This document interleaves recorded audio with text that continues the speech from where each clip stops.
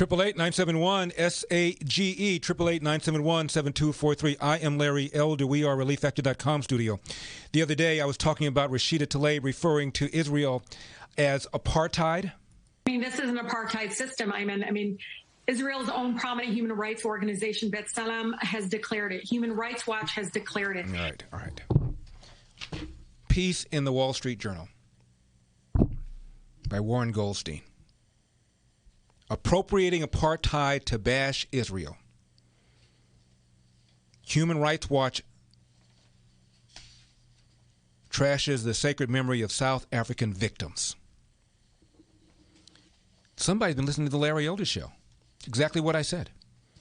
People like Rashida Tlaib and Human Rights Watch accuse Israel of apartheid. Quote, "This is immoral. Apartheid has a sacred historical meaning."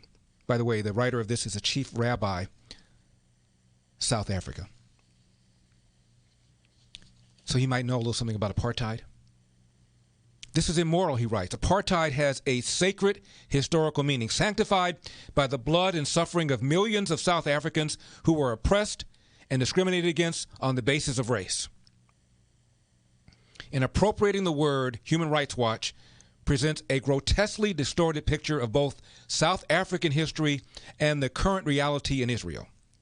Apartheid was a state-enforced national system of racial discrimination that manifested itself in oppressive laws aimed at obliterating the human rights of an entire race. In contrast, within the borders of the State of Israel, all citizens, Arabs, Jews, or otherwise, have the right to vote and to complete equality before the law. They participate side by side in elections. Israeli Arabs hold high-ranking positions throughout the Israeli government, including the Knesset and the Supreme Court. After the recent election, an Arab-led party holds the balance of power in the Knesset. It was an Arab judge that convicted former Israeli President Moshe Katsav. And then talks about who's at fault here. Quote, "There is a continuing and bitter dispute around establishing a Palestinian state in the West Bank and Gaza, which aren't legally part of Israel. The Palestinian leadership has consistently rejected concerted efforts to create a separate Palestinian state in these territories, from the United Nations Partition Plan in 1947 to Prime Minister Olmart's offer in 2006. Successive Israeli governments have demonstrated that they are willing to pay a huge price for a lasting two-state solutions. Israeli overtures have been met with terrorist attacks, rockets, and mortars. No one who truly understands the systematic racism and denial of basic human rights that made apartheid infamous could with any integrity apply the term to the Israeli-Palestinian conflict." I mean, this is an apartheid system. I mean, Israel's own prominent human rights organization, B'Tselem, has declared it. He ends it with saying this: "There can be no greater desecration of the memory of the victims of apartheid than ripping the word out of South African soil, detaching it from its original meaning, and weaponizing it in the cause of another form of bigotry." End of quote. Has anybody said anything? Anybody?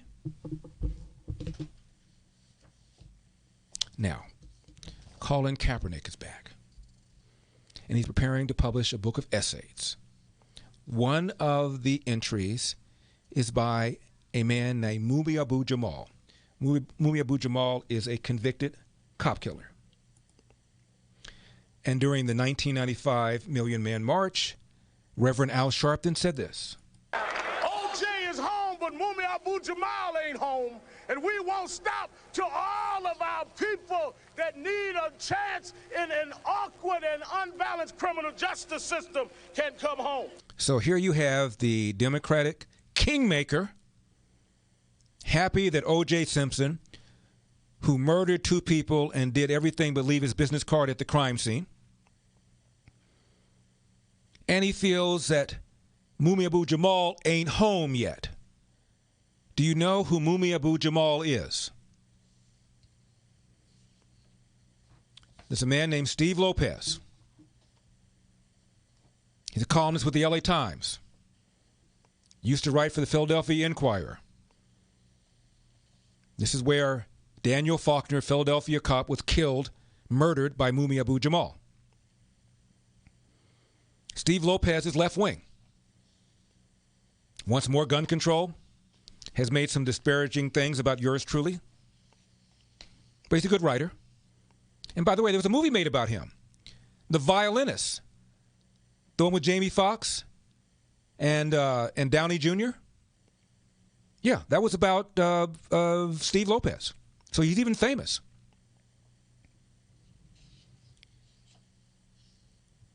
Here's what he wrote. Having lived and worked in Philadelphia for 12 years, I happen to know a few things about the murder of Officer Danny Faulkner. I've talked to prosecutors, to Abu-Jamal lawyers, read transcripts, studied the appeals, visited the scene of the murder. And without qualification, hesitation, or a shadow of a doubt, I can tell you this. Mumia Abu-Jamal is guiltier than O.J. This thing on? You sure it's on? O.J. is home, but Mumia Abu-Jamal ain't home. December 9, 1981, Officer Faulkner made a traffic stop on Abu-Jamal's brother. The movie's called The Soloist. I said violinist. The Soloist. Made a traffic stop on Abu-Jamal's brother. His name is Billy Cook, who put up a fight. Abu-Jamal happened on the scene, and shooting began. Faulkner ended up dead. Abu-Jamal was shot in the chest. Gun registered to Abu-Jamal with 5 chambers empty was on the sidewalk. 4 witnesses who saw all or part of the shooting implicated Abu-Jamal. One witness said that after Faulkner went down, Abu-Jamal stood over him and sealed the deal with a bullet through the head. Yet, there's been an international crusade, he writes, to free him, fueled by endorsements from Hollywood celebrities including Susan Sarandon, Paul Newman, Ossie Davis, Ed Asner, Tim Robbins, Alec Baldwin. Had people marching in the streets from Africa to Asia and beyond. I've seen Free Mumia posters, T-shirts in Canada and Greece. Members of the British Parliament called for a new trial. This month, Paris City Council made Abu-Jamal its first honorary citizen in 30 years. This was written in 2001. He said, I've talked to people who believe that Abu-Jamal is innocent. And they talked to me about coerced witnesses, suppressed evidence, fabricated evidence, dark conspiracies. He says there's a grain of truth to everything, but many of them were simplifications, exaggerations, or outright lies. Here's one of them. Abu-Jamal supporters claim that a .44 caliber bullet was removed from Faulkner's body, but Abu-Jamal had a .38. In fact, the claim has been debunked by the defense team's own ballistics expert.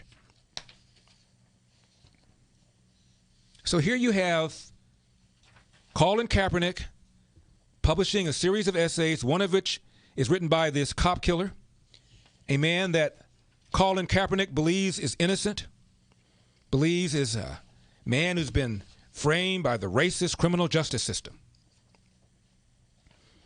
Kingmaker Al Sharpton, completely ignoring all this evidence, including Black Patrolmen's Association in Philadelphia that believe that this man murdered a cop. Now, which lie do you think hurts the country more? The alleged lie by Donald Trump that the election in 2020 was stolen, or the lie pushed by the likes of Al Sharpton, pushed by the likes of Colin Kaepernick, pushed by the likes of Joe Biden, pushed by the likes of Maxine Waters, that America is systemically racist, and in particular, the police engage in systemic racism against black people, when the facts show just the opposite. Which lie do you think is more damaging? Why haven't their Facebook pages been shut down? I'm Larry Elder.